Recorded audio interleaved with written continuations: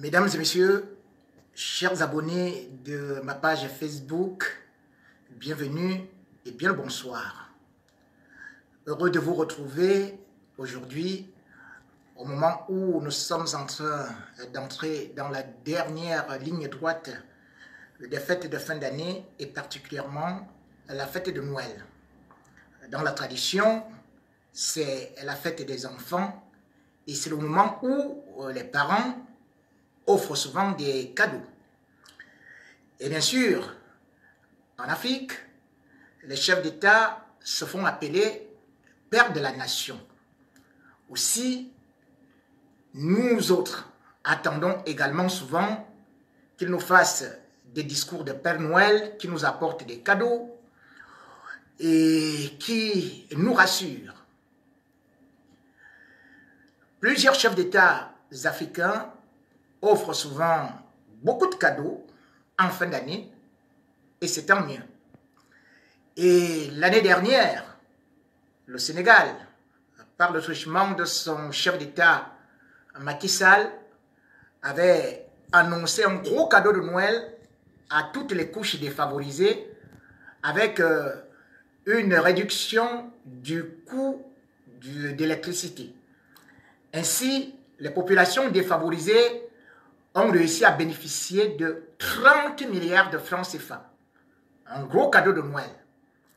Et cette année, Macky Sall vient encore de frapper très très fort puisqu'il est venu ici à Paris pour engager la deuxième phase auprès des bailleurs de fonds pour son plan Sénégal émergent. En fait, il venait solliciter quelques 3 milliards pour réaliser des projets pour des populations sénégalaises. Mais il est rentré avec une enveloppe énormissime de 7 000 milliards 356 millions de francs CFA. Imaginez qu'au Sénégal, on pourra bénéficier de pas mal de choses parce que le chef d'État sénégalais aujourd'hui a une crédibilité internationale auprès des bailleurs de fonds. Pendant ce temps, au Cameroun, on continue à dire depuis 36 ans, il faut serrer les ceintures. Non seulement il y a eu diminution des salaires, il y a eu la dévaluation, mais au-delà de ça, il n'y a plus jamais eu d'augmentation. Pendant ce temps, les prix des denrées alimentaires augmentent. Il y a déjà eu des émeutes de la faim. Et encore une fois, ça deviendra très très difficile cette année qui va bientôt commencer. 2019 sera ce qu'on peut appeler Annus Horribilis. Je vous le prédis parce que même l'Union européenne, partenaire du Cameroun, a déjà eu à ne plus accorder ce qu'on appelle l'enveloppe à l'aide du développement. Pourquoi? Parce que chaque fois que cette enveloppe est destinée au Cameroun, elle est détournée de ses fins pour des dessins inavouables. Toujours des mêmes qui sont en train de polluer, de ravager, de racler les fonds de caisse, de telle sorte que ne vous attendez pas à un message de satisfaction pour cette année. Vous allez toujours serrer les ceintures, encore plus, jusqu'à ce que votre colonne vertébrale va se casser. Il aurait été préférable si c'est tout l'ensemble du peuple qui pouvait faire cet effort. Mais non, c'est toujours les plus pauvres, les démunis qui en souffrent. Je devrais dire qu'au Kenya, Uhuru Kenyatta, le président, avait décidé que au niveau de certaines choses pour que le peuple ne puisse pas subir, il avait donc décidé lui-même diminuer son propre salaire de 20%. Il a aussi décidé de diminuer le salaire du vice-président à 20%. Et il avait décidé de diminuer les salaires des ministres à 10%. À partir de là, cette économie a permis à ce que le bas peuple puisse bénéficier et qu'il puisse aussi engager en côté social. Mais au Cameroun, on vous dit, l'État ne peut rien faire pour vous. C'est toujours vous qui devez donner à l'État. Et pendant ce temps, les charges auprès des ministres, puisque c'est le contribuable qui paye, continuent à s'alourdir. Les impôts deviennent monstrueux, insupportables. Le bas peuple ne fait que croupir dans la misère. Et de l'espoir au désespoir, le Cameroun est en train d'aller dans l'abîme. Le message qu'on va vous adresser, n'attendez donc pas Père Noël qui va vous apporter des fleurs, des cadeaux, mais plutôt Père Noël qui va encore vous dire serrez la ceinture jusqu'à ce que, fonctionnaires camerounais, attendez-vous à ce que peut-être les coupes ou les retards de salaire vont vous frapper pour 2019.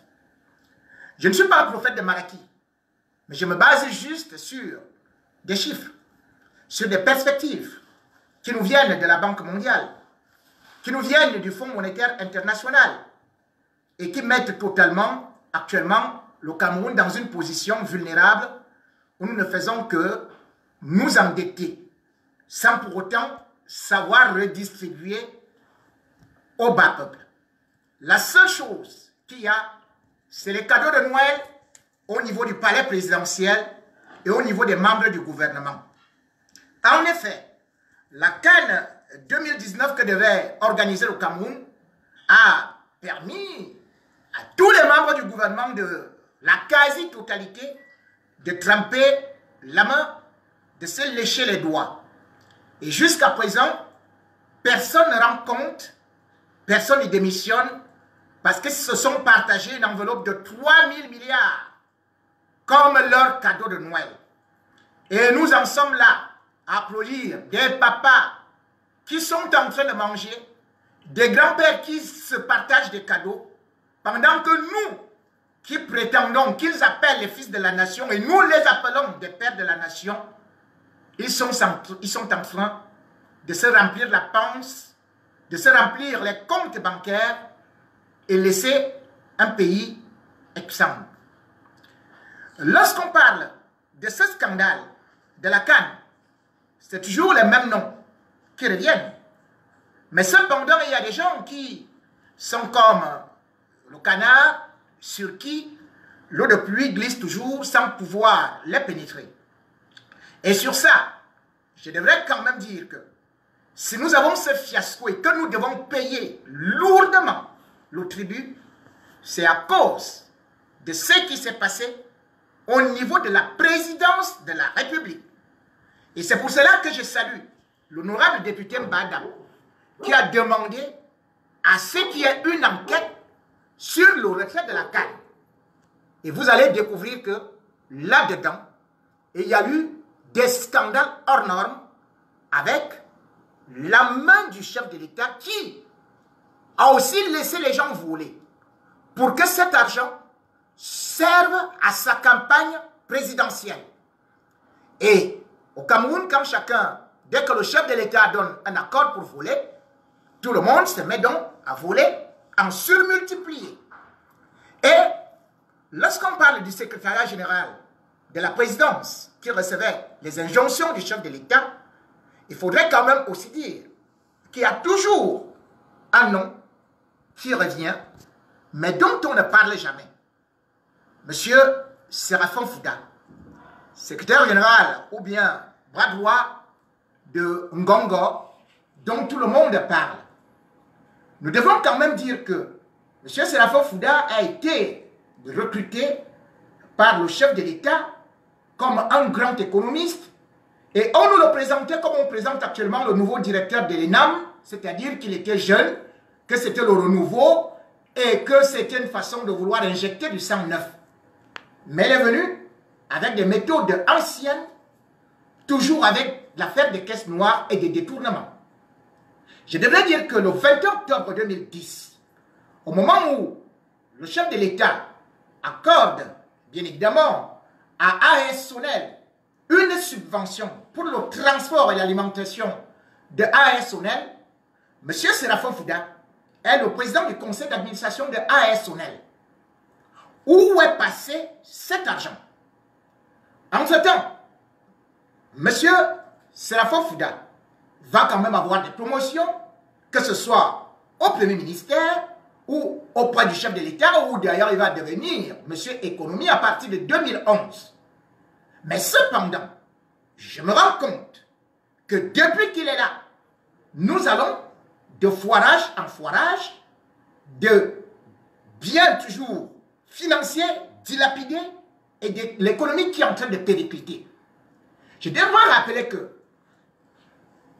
Camwater, qui est devenu la CDE, c'est-à-dire la Cameroun des eaux, cet épouvantail qu'on nous a dit que c'était managé par les Marocains, je devrais dire que ça a englouti des sommes énormissimes, des détournements monstrueux et qui n'ont jamais été sanctionnés. Et qui était à la manœuvre? Eh bien, M. Séraphin Fouda en sait quelque chose. Et d'ailleurs, je vais dire que dès l'histoire du Cameroun, on n'a jamais vu un jeune qui a été PCA de 3 grandes sociétés. Et moi, je ne sais pas comment est-ce qu'il a pu accumuler toutes ces fonctions. Et en ce qui concerne la CAN, il a joué un rôle primordial. Et il faudrait qu'il rende compte. Ce n'est pas seulement une affaire de Ngongo, mais monsieur Magua Séraphin Fouda, monsieur économie du Cameroun, monsieur économie du palais, devrait nous expliquer comment l'argent a aussi été dépensé parce que son complice est Ngongo. Et c'est à partir de là que nous pourrons faire que nous puissions connaître la vérité. Nous ne devons pas laisser cette histoire entre les seules mains de Paul Biya, parce que ce n'est pas son argent, c'est notre argent, nous fils de la nation, pour nos enfants, pour nos petits-enfants, pour les générations à venir, qui doivent payer ces dettes que ces escrocs, ces bandits à col blanc ont eu à voler, à détourner et qui se pavanent crânement en toute liberté. Nous ne pouvons pas accepter qu'un pays comme le Cameroun soit toujours la risée du monde et que l'impunité continue à régner avec les mêmes individus qui restent là, qui jouent au ping-pong, se jetant des responsabilités. Cette fois-ci, le peuple camerounais devrait savoir que nous avons passé 36 années de Noël à sec, sans cadeaux, et ils se font des cadeaux sur notre dos. Il est temps de dire à ces totos, à ces zozos, qu'on en a ras le bol et qu'on n'en veut plus. Parce que si nous ne le disons pas, ils vont continuer à le faire. Regardez comment cette histoire de la canne, tout le monde est venu se servir. Aujourd'hui, on ne parle pas de Bidounkpat, mais Bidounkpat a joué un grand rôle dans cette histoire. Et quand vous regardez, quand vous rendez que dans l'arrière-boutique des magouilles, M. Bidounkpat attendait la cérémonie d'inauguration et de fermeture de la canne qui était taxée, fixée à 50 milliards. Rien que pour la cérémonie d'ouverture et de fermeture de la canne.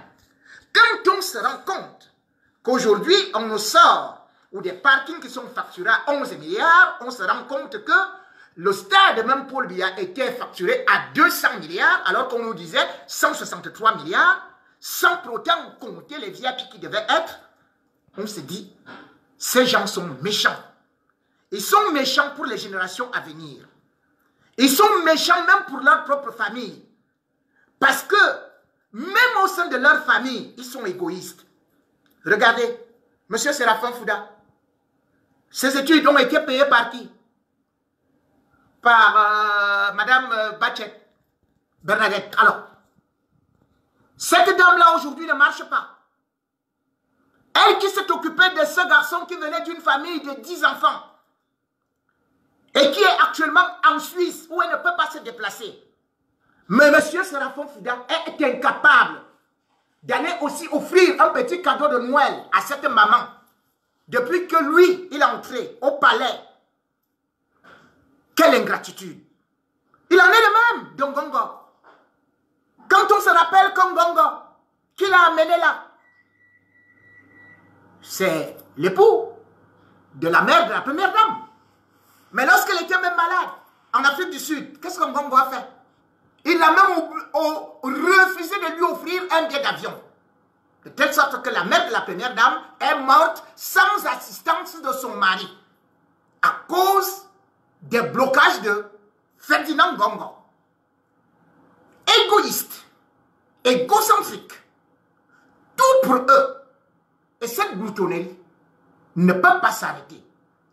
Et c'est plus dangereux parce qu'ils se sont tissés des radicelles dans toute la société et auprès des milieux footballistiques. Si la CAN aujourd'hui a été aussi un chaos, c'est à cause de quoi? Non seulement parce que les travaux n'ont pas eu à marcher, mais parce qu'il y avait aussi d'autres démarches en arrière-plan, particulièrement avec Ahmad Ahmad. Quand Ahmad Ahmad arrive au Cameroun, il voit très bien que les travaux ne sont pas avancés. Lui-même dit qu'il a les vidéos avec Constant Omari, où il se rend compte que le Cameroun ne peut pas être à jour pour l'organisation de la CAN. Mais ils se disent quand même qu'ils vont essayer de nous mener en bateau. Et quand Ahmad Ahmad arrive avec Eto'o, ce n'est pas seulement pour organiser de la CAN. Et il y a d'autres choses derrière, où les Ngongo et Eto'o ont décidé qu'ils allaient faire d'autres opérations. Et dans ces opérations, ils se retrouvent, par exemple, le centre d'excellence de Mbankomo. Ce centre d'excellence dont la première pierre a été posée en 1998 et dont l'inauguration a été faite en 2010, appartient à la CAF. Mais cependant, la CAF ne parvient pas à rentabiliser cela. Parce que certes, il y a 3 terrains de football là-bas, il y a une semi-piscine olympique, et il y a certaines infrastructures, et il y a 35 chambres couplées avec 5 chambres qui sont libres comme ça. Mais la CAF a constaté que, après l'inauguration en 2014, avec Issa Hayatou et Seb Blatter, maintenant qu'ils ne sont plus aux affaires, eh bien, Ahmad Ahmad a dit qu'il faut vendre le centre de Mbankomo qui appartient à la CAF. Et ils ont monté une opération pour aller proposer cela au gouvernement camerounais en surfacturant. Donc quand Eto'o vient avec Ahmad Ahmad, ils savent très bien qu'ils vont faire une autre opération avec les Ngongo pour que le centre d'excellence de Mbankomo soit vendu à 90 milliards à l'État camerounais. Les caisses étant vides et le gouvernement du Cameroun ne pouvant plus avancer, voilà là où il y a le premier frame. Et Ahmad Ahmad, qui bien évidemment attend que ce levier soit activé pour que lui aussi puisse accorder quelque chose au Cameroun, se rend compte que ça a foiré. Entre-temps, Samuel Eto'o, lui aussi, il a un autre projet. Le projet de faire venir Rihanna. Et Rihanna, je devrais dire que Samuel Eto'o n'est pas en contact avec lui. Parce que Rihanna, selon nos enquêtes, selon mes enquêtes, ne connaît pas Eto'o. Eto'o n'a pas pris de contact avec ses agents. Mais cependant, il était dit que derrière cela, avec bien évidemment le mandat de l'État du Cameroun, il pouvait donc se présenter auprès des agents de Rihanna, négocier un prix et venir bombarder cela à l'État camerounais avec la complicité de Ngongo. Le même groupe.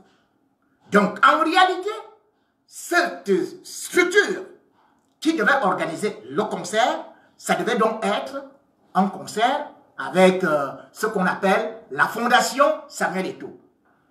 Mais en réalité, c'est là où j'en viens. Fondé Sport, qui a le nom de la fondation de Samuel Eto'o, n'existe plus. C'est une fondation qui a été fermée. Comment donc on pouvait organiser un match de la CAN avec une fondation qui n'existe plus en Espagne? Puisque les bureaux ont été scellés. Et c'est là où j'en viens. Parce qu'en même temps, nous parlons de Noël.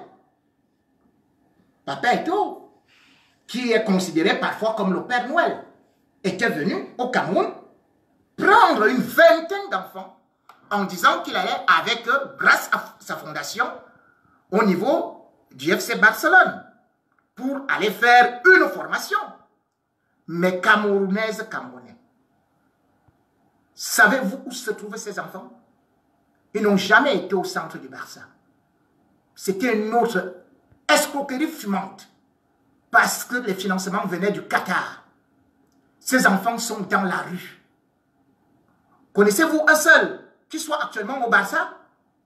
Et par la suite, le pire, c'est que on a vu au niveau de ce qu'on appelait les engagements auprès des parents de ces enfants, soi-disant de la rue, que vivant ou morts, ils ne reviendraient jamais à leurs parents. C'est pour ça que j'ai dit, on peut être un mauvais père, on peut être un bon père, mais on ne devrait pas prendre les enfants des autres pour les mettre dans une situation de précarité aussi dangereuse juste pour faire des affaires. L'affairisme, c'est ce que je dénonce. J'ai juré de ne jamais entrer dans les vies privées. Je ne vais jamais demander à Samuel Eto'o d'aller s'occuper de son enfant. Mais je vais demander à Samuel Eto'o, vous avez pris des Camerounais, des jeunes Camerounais entre 10 et 12 ans, ce qui est une exploitation des mineurs, ce qui est un crime pour l'humanité. Comment est-ce que les autorités camerounaises ont laissé les enfants de cette envergure-là voyager? Et où se trouvent-ils? Quel est leur avenir? Toujours dans le business. Je n'ai pas de problème personnel avec qui que ce soit.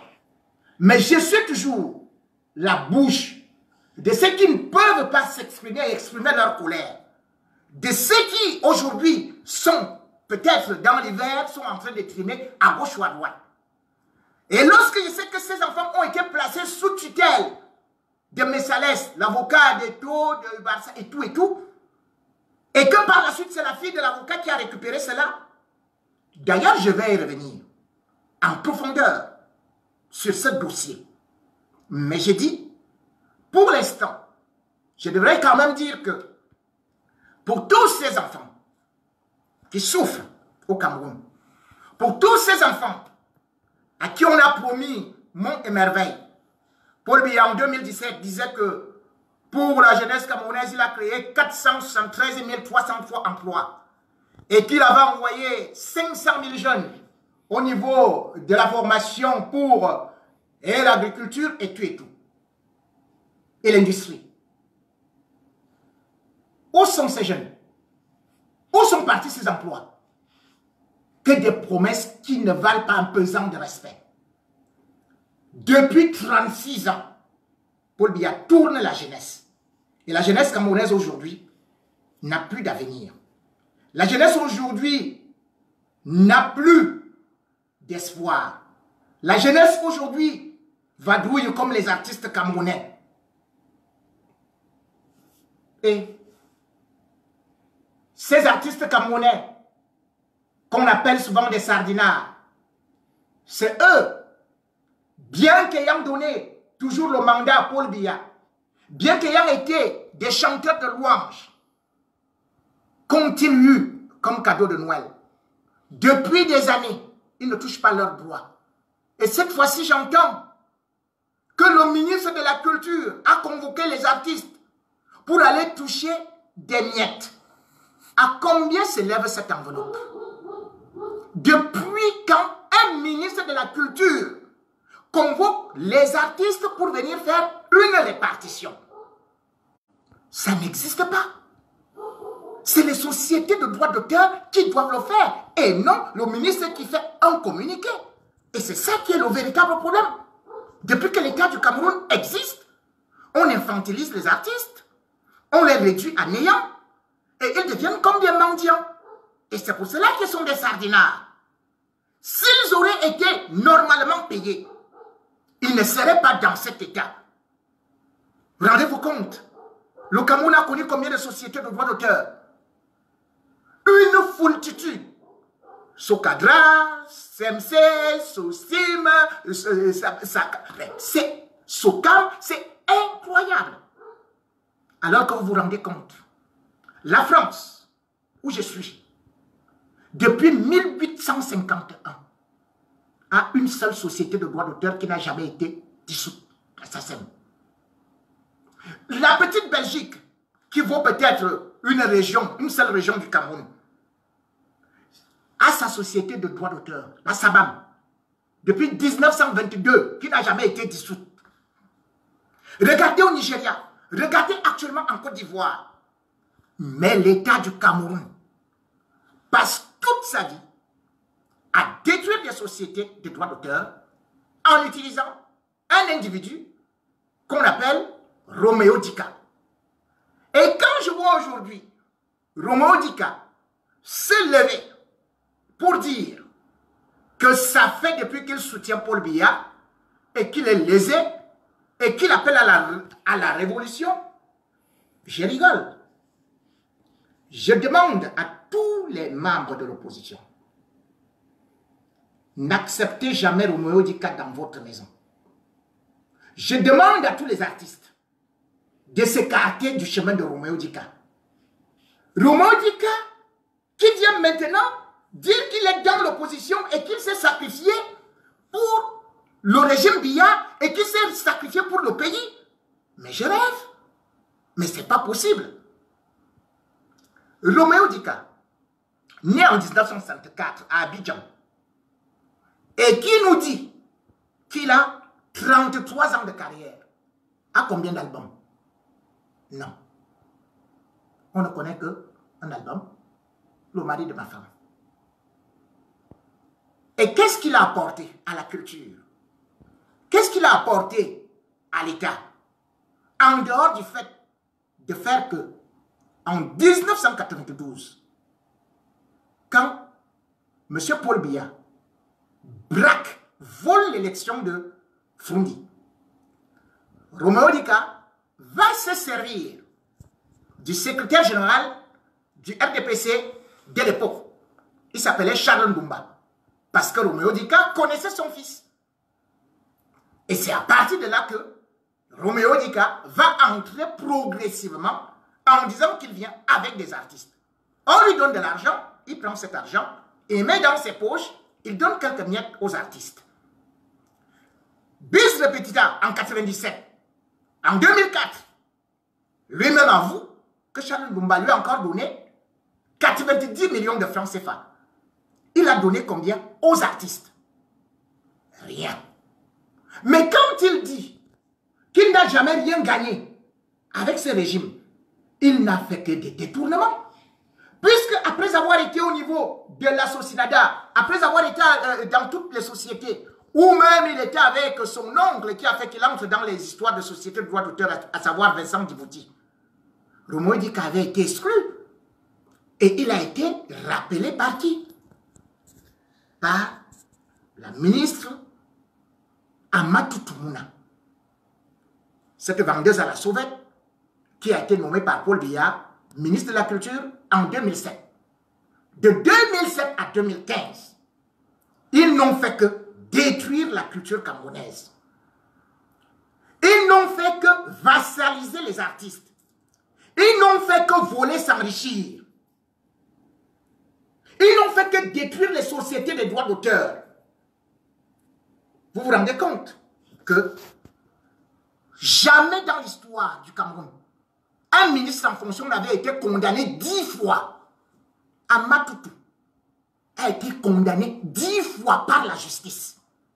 Juste parce qu'il était toujours dans des magouilles. Pendant ce temps, le même Roméo Dika, qui était son conseiller, avait aussi été condamné par le tribunal de grande instance de Douala pour vol, pour braquage en vol, pour association de malfaiteurs. Lorsque nous nous retrouvons avec de tels individus qui veulent régenter la culture camerounaise et qui veulent parler aujourd'hui très fort en disant qu'ils sont des exemples, non, c'est eux qui ont tué la culture. Le 4 septembre 2014, Roméo Dika et Madame la ministre de la Culture, Amma Toutou, vont à la caisse de dépôt spéciale de redevance de l'audiovisuel. Ils vont débloquer 205 millions en disant que c'est pour aller faire des répartitions. Ils donnent quelques miettes aux artistes, le reste est dans la poche. Quelque temps après, ils vont encore décaisser 205 millions d'euros encore. Et pourquoi? Parce que, à une certaine période, le président de la République avait commis, lui Paul Motazé et les services du Premier ministère, pour essayer de réglementer les sociétés de droits d'auteur. On avait créé un comité ad hoc où il y avait, par exemple, Sam Bende, qui connaît bien le droit d'auteur, et qui était en train de remettre tout sur les rails.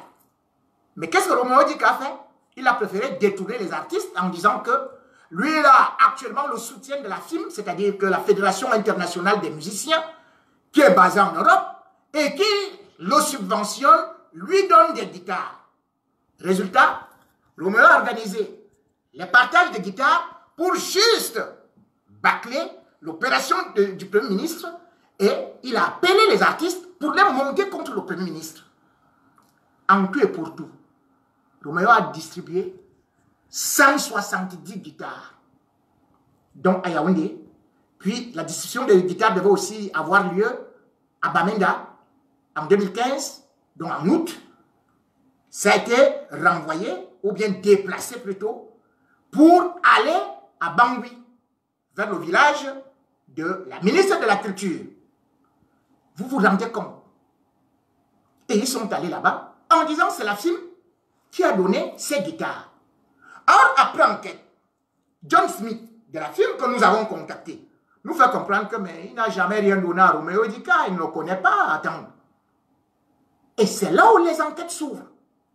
On se rend compte que non seulement le fonds, les fonds qui revenaient, qui étaient à la caisse de dépôt spéciale, avaient été totalement ravagés, mais aussi le fonds spécial des milliards que l'État du Cameroun accorde aux artistes avaient aussi été totalement avalés, sinon par Roméo Dika et la ministre de la Culture avec leurs complices. Ils sont restés impunis. Lorsqu'on me parle aujourd'hui de la culture camerounaise qui est en train de mourir, c'est ce que je continue à dire aux artistes.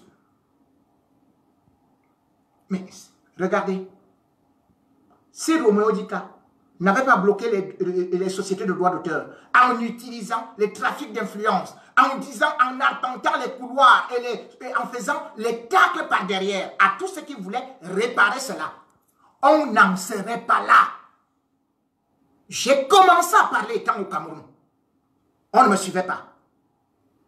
Et voilà, ce que je vous disais, c'est réalisé. Comme j'ai dit, les artistes camerounais vont mourir dans la misère, dans la galère, seront des vagabonds. Aujourd'hui, on annonce une répartition. On ne sait pas si on va donner 2 000 à quelqu'un ou 5 000 ou 10 000 à quelqu'un qui a fait 5 ans sans toucher ses droits d'auteur. Pendant ce temps, Roméo Dika, lui, il a construit à Odia, au quartier des riches. Allez voir l'immeuble qu'il a là-bas. Roméo Dika a une radio. Il a pris cet argent où? Et même dans l'histoire de la CAN, Roméo Dika a mouillé. La CAN 2016. L'État camerounais décide de créer, de trouver l'hymne. Donc, normalement, c'est l'appel d'offres. Pour la CAN féminine. Mais qu'est-ce qui s'est passé? Roméo Dika et Pierre Ismaël Bidumpat, Mini Pam Pam, ont eu à s'asseoir sur 100 millions de francs. Ils ont fait venir Charlotte Dipanda et un anonyme, un total inconnu qui chante archi faux, qui devrait s'appeler Richard King, pour faire l'hymne mortifère de la CAN. Un morceau qui pouvait faire mourir un cadavre qui est dans le cercueil. Ah oui, un cadavre qui meurt. Pour vous dire jusqu'où il allait. Il y avait des musiciens au Cameroun. Roméo Dika est monté ici en France pour venir chercher les gens de l'Opéra Garnier. C'est ce qu'il disait. Il est vrai que je ne les connais pas, ceux qui étaient là. Mais il a dit, c'est l'opéra Garnier. Alors qu'on a des grands artistes au Cameroun. Combien de grands artistes au Cameroun? Ah, les Manu Dibango, les Richard Bona. Mais c'est des super grands artistes sur le plan international. Et pour la fête africaine, une canne. Il vient avec l'opéra. Juste parce que il voulait voler. Donc, que Roméo Dika ne nous dise pas qu'il s'est sacrifié pour quoi que ce soit. Il a utilisé les artistes, il a utilisé les magouilles, les carambouilles pour pouvoir se mettre plein les poches. Et il n'est pas normal aujourd'hui qu'il soit accueilli dans une quelconque maison de l'opposition en disant « Je reviens, j'ai beaucoup longtemps servi ». Ils ont servi quoi? Ils ont servi quoi? Ils ont servi quoi? Ni le parti au pouvoir, puisque je ne sais pas, il n'est pas, je ne sais pas quel rôle il occupe au RDPC. Organiser des concerts en volant les artistes, c'est ça servir? Et quand je vois un autre monsieur, une personnalité, un professeur digne de ce nom, M. Sangue Nyamding, lui aussi venir gazouiller, sortir des larmes de crocodile et de barbouilla, en disant que ils ont fait la campagne pour Paul Biya et qu'ils attendent les nominations, mais malheureusement ils n'ont pas de nomination. Et que maintenant, il appelle à la révolution. Mais je rigole encore. De qui se moque professeur Messanga Nyamding? Messanga Nyamding a passé le temps à tisser des dithyrambes, des louanges à Paul Biya en disant qu'il était un homme honnête, qu'il était le plus grand dirigeant, en nous scandant des refrains de propagande. Et c'est lui aujourd'hui qui vient nous dire qu'ils ont fait, ils n'ont jamais bénéficié des retours de ceci et de cela. Cela veut donc dire que ces gens qui disent qu'ils servent le Cameroun, en fait c'est des mendiants qui veulent se servir. En fait c'est des vers de terre, c'est des censures. Si un professeur se déclare être smicard et qu'il est rentré d'une campagne avec seulement 3000 francs CFA et il vient pleurer à la radio, quelle honte! Quelle honte, professeur Messanga! Quelle honte! Comment tu peux dire que tu n'avais que 3000 francs dans tes poches? Mais attends, c'est Laurent Esso, et que tu attendais les nominations, mais Laurent Esso ne nomme personne. C'est Paul Biya qui va qui nomme. Et ce n'est pas parce que tu es parti faire campagne. Encore que ta campagne a été chaotique, un échec total, puisque vous êtes parti à Douala, dans le littoral. Mais Paul Biya a obtenu combien? Malgré les fraudes électorales. Mais c'est l'opposition qui a gagné à 65%. Et vous voulez une récompense. Parce que vous êtes parti perdre. Mais c'est la première fois que j'entends ça. Que quelqu'un revendique une récompense parce qu'il a perdu. Et cela montre encore votre malhonnêteté intellectuelle, votre manque de probité morale, à savoir que vous ne servez pas une cause. Vous ne servez pas un pays. Vous servez un homme pour vos intérêts gastronomiques ventriloques. Ce qui est indigne d'un professeur de votre envergure. Ce qui est indigne de votre titre folklorique. Ce qui est indigne de tout ce que vous pouvez prétendre défendre. Et le plus indigne, c'est encore vos propos scabreux. Votre comportement infantilisant, enfantin, vis-à-vis de ceux qui sont dans l'opposition. Je me souviens que bêtement, vous êtes venu accuser à l'antenne, sur tous les plateaux, vous avez accusé le professeur Maurice Kamto d'être un homosexuel pédophile. Vous avez affirmé de façon péremptoire, à haute et intelligible voix, que vous détenez la vidéo du professeur Kamto en train de s'accoupler avec un jeune homme. Le mal que vous avez fait à cet homme l'ignominie que vous avez apportée à la personnalité de ce monsieur, le mensonge grossier grotesque que vous avez avancé, va vous rattraper. Parce que maintenant, vous devez aller au tribunal le 8 janvier prochain. Même si vos amis juges du régime ne vont pas vous condamner, la société vous condamnera. Parce que première des choses, si vous dites détenir la vidéo d'un homme politique qui est candidat à l'élection présidentielle, et vous allez dans le commérage, le mouchardage, en disant que c'est l'autre grand voyou qui est le ministre de l'administration territoriale, le repris de justice, à Tangandji, que c'est lui qui vous a dit qu'il avait cette vidéo-là, et que d'autres l'auraient vue. Mais, monsieur Messanga Nyamdi, c'est très simple. Vous êtes complice si vous n'avez pas dénoncé à cette période-là monsieur Maurice Kamto. C'est à peu près comme si vous voyez quelqu'un en train de tuer. La pédophilie est un crime.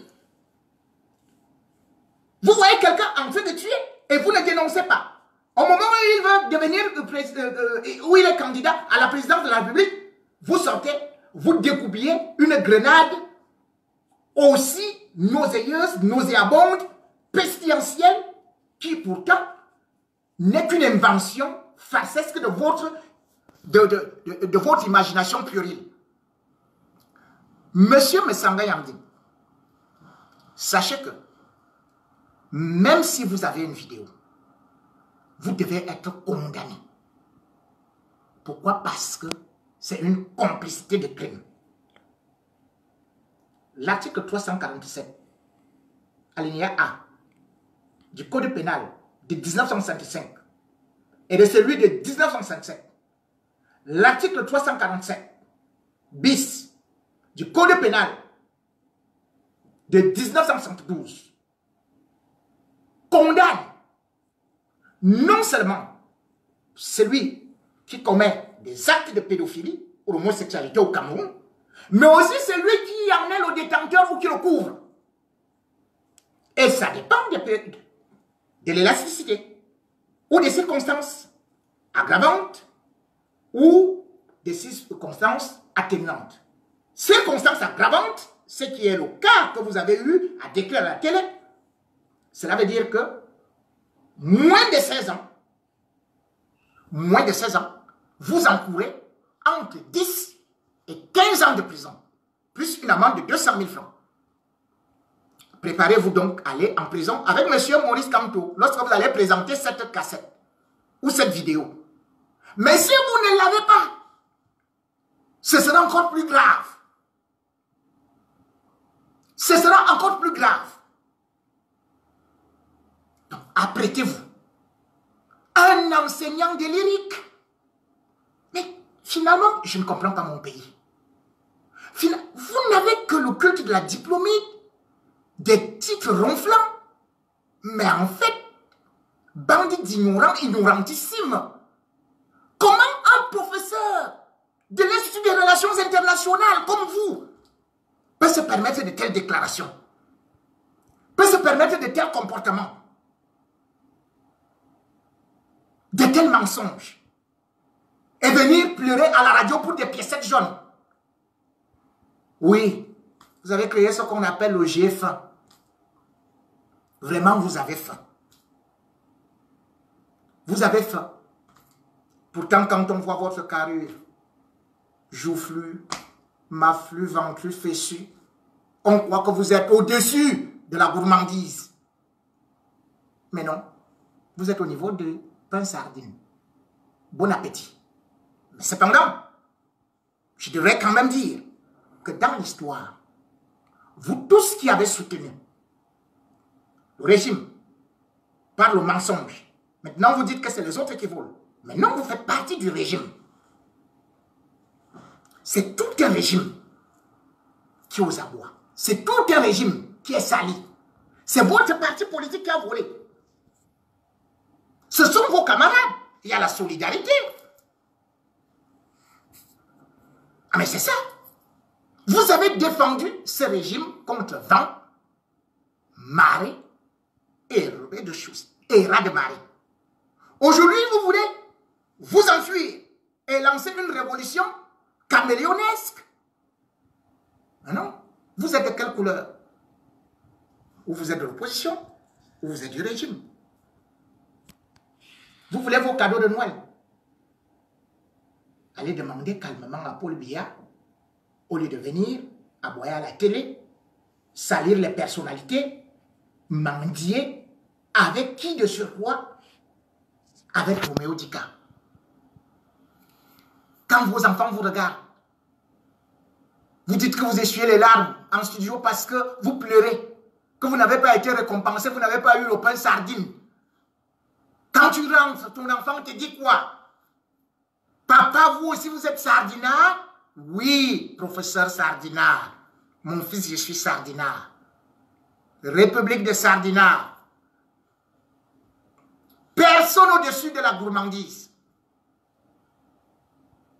Ayez pitié de vos enfants. Tout comme ça me fait pitié. Ces enfants qui sont dans le nord-ouest, dans le sud-ouest, qui eux n'auront pas leur papa sur les écrans de télé, les plateaux de télé, qui eux vont passer la nuit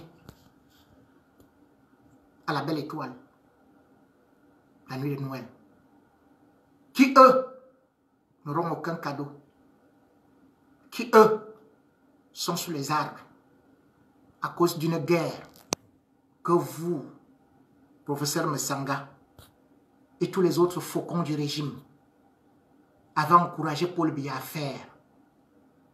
Voilà notre pays qui est détruit. Voilà ces petits-enfants qui sont dans les bosquets. Les mamans qui accouchent sous des arbres. Qu'allez-vous dire? Vous n'avez pas pitié? Vous avez dit que ce sont des Ambazoniens. Il fallait les tuer. Parce qu'ils ont juste revendiqué leurs droits. Vous avez dit que ce n'est pas normal. Le Cameroun est un et indivisible. Donc si une femme vous refuse, vous la tuez. Si les anglophones ne veulent pas des francophones, il faut les tuer. Et nous y voilà. Depuis 2016, les anglophones passent Noël à enterrer des cadavres. Les anglophones passent Noël sans manger. Et voilà encore le rapport de la cellule humanitaire, du bureau humanitaire, de la cellule de coordination humanitaire des Nations Unies qui vient de tomber. Qui nous dit que la guerre que Paul Biya est parti créer dans des régions anglophones a déjà provoqué, touche 4 millions de personnes. Et 1 300 000 personnes sont actuellement sans nourriture, sans maison, sans rien. Qu'il y a 427 000 déplacés déjà au Nigeria. Et que cette guerre va même encore toucher d'autres régions. C'est en train de toucher d'autres régions, c'est-à-dire l'ouest, le littoral. Ça avance comme l'incendie. Ça broie tout sur le chemin. Une guerre qu'on aurait pu éviter. Et lorsqu'on demande de négocier, Paul Biya jongle, il va à gauche, il va à droite, parce que vous avez dit qu'il pouvait gagner cette guerre. Et là, on voit un communiqué qu'on libère 289 anglophones. Le communiqué est signé Mbongo. L'exécution est faite par le ministre de la Défense. Soyons sérieux.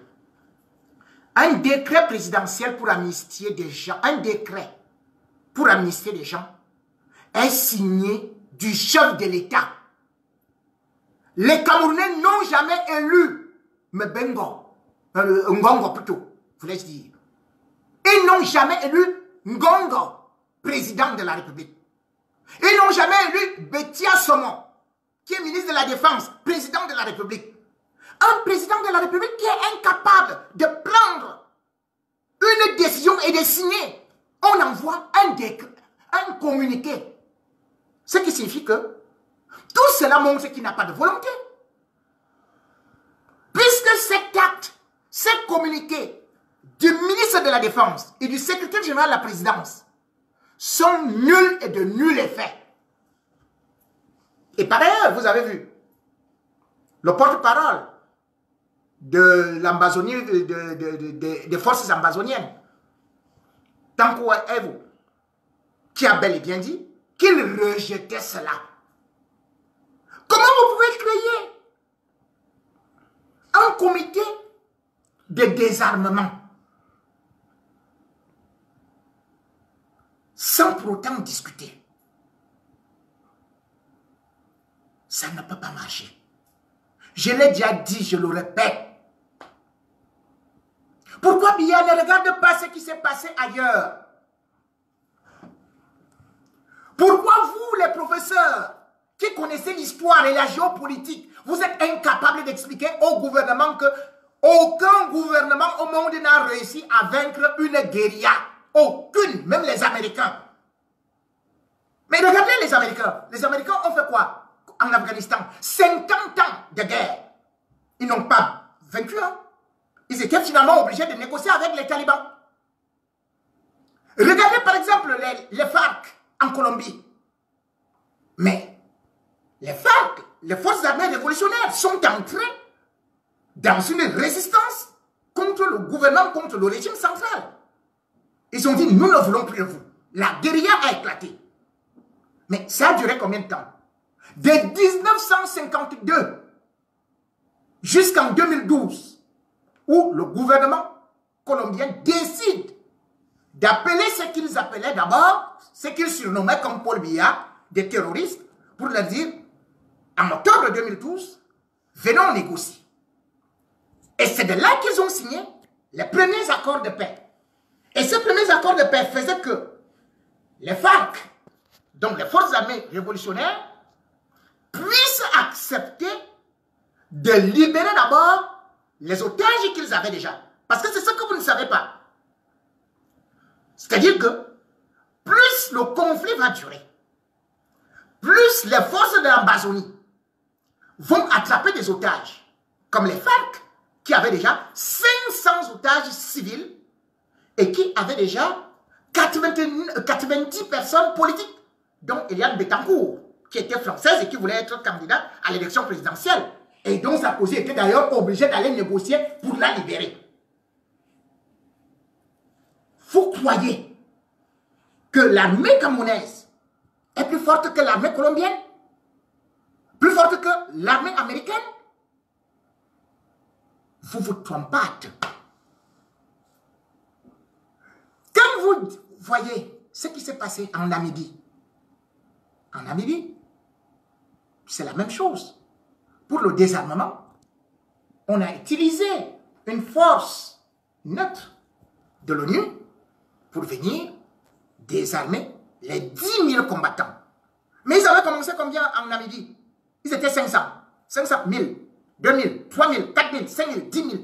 Donc sachez que ce sera comme ça dans les régions du nord-ouest et du sud-ouest. Tant que vous allez utiliser la force, la ruse, on ne pourra pas. Seuls les Camerounais perdent. Le Sénégal a voulu engager un tel plan de fer contre la Casamance en envoyant son armée bombarder la base Casamance. C'était en 1982, quand Paul Biya arrivait au pouvoir. Mais jusqu'à présent, ils sont en train de négocier la paix. Et c'est ça qui a fait du calme actuellement en Casamance. Mais tant que le régime sénégalais voulait utiliser la force, eh bien, eux aussi, les Casamançais, utilisaient la violence. La violence appelle la violence.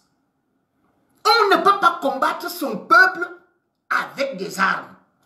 On ne peut pas finir une guérilla avec des armes. Même au Nigeria, chez les Biafrais, il a fallu qu'il y ait des amnisties à gauche et à droite. Pourquoi est-ce que Biya va dire que je vais libérer 289 anglophones sur 1500? C'est sur quelle base?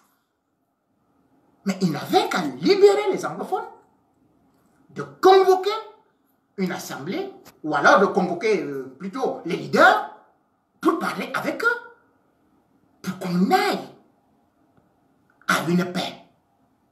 Nous voulons la paix. Je mendie la paix pour mon pays.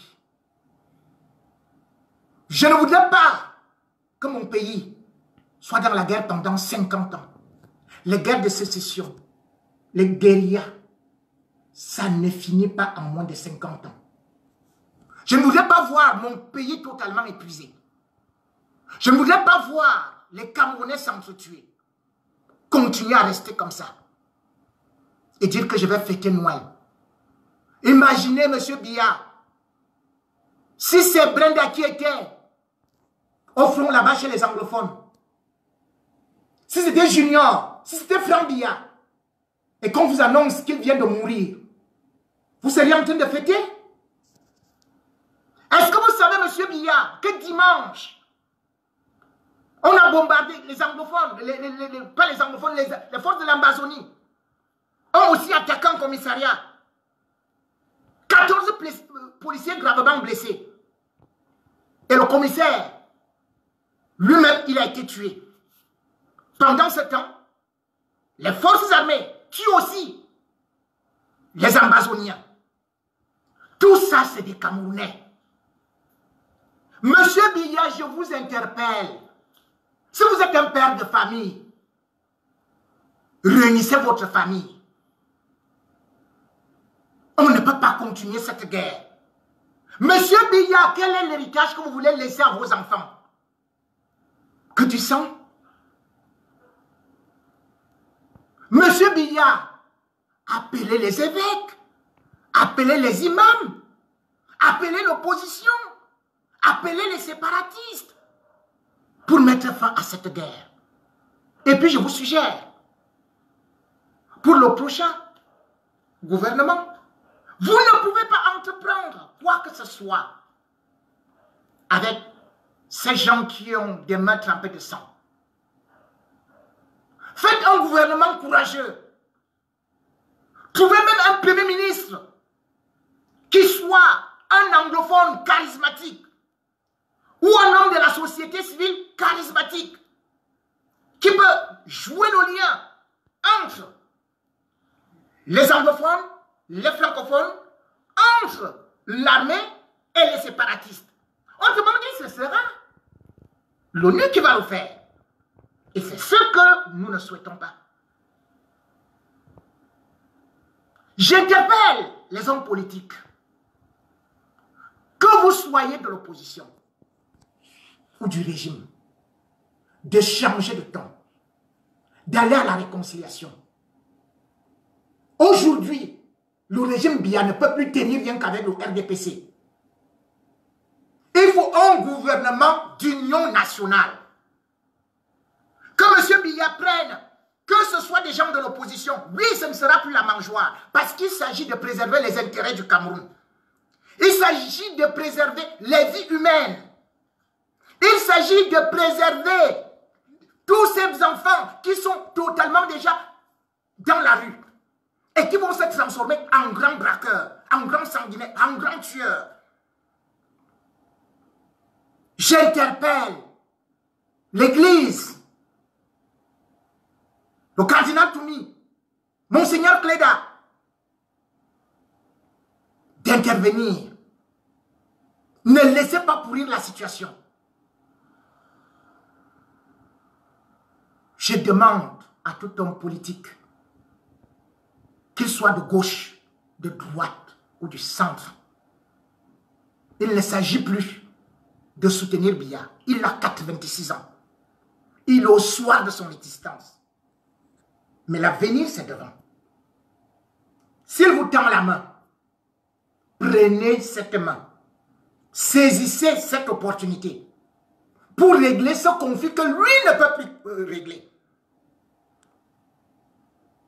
Il faut un nouveau gouvernement fort, dynamique, intègre, qui peut nous conduire non seulement à sortir de la crise, mais nous relancer sur le plan économique et nous ouvrir les portes internationales. Parce qu'aujourd'hui, le Cameroun, sur le plan international, comme je vous ai dit, n'est plus reconnu.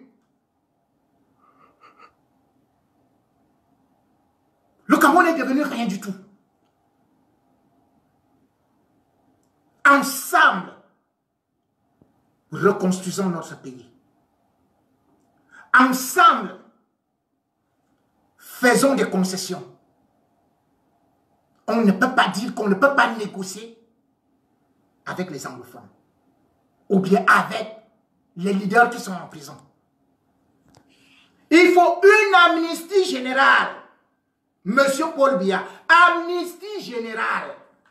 Et c'est à partir de là qu'on va donc décréter, par exemple, que les accords de paix, on va les signer avec le dépôt des armes. Je vous dis que quand ça s'est passé en Casamance,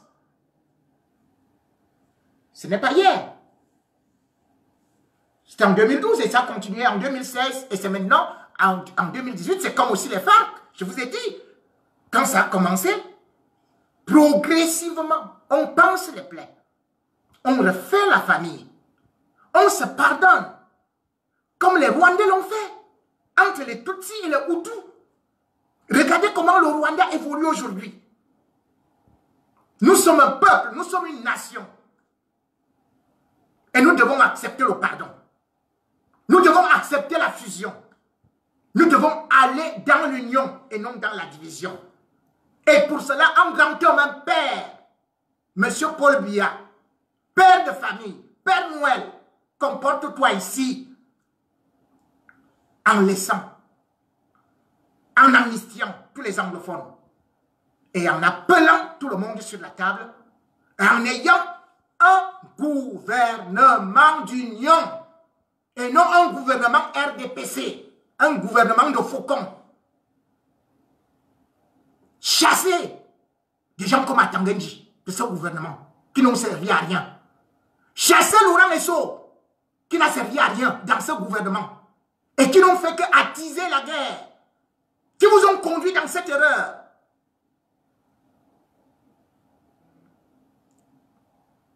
Je vous donne juste encore ce crédit de Père Noël. Nous allons accepter parce qu'il s'agit d'un pays. Nous allons accepter parce qu'il s'agit de l'avenir de nos enfants. Nous allons accepter parce que nous sommes des humains. Et comme le disait Franklin Roosevelt, il n'y a jamais de bonne guerre, ni de mauvaise paix. Merci.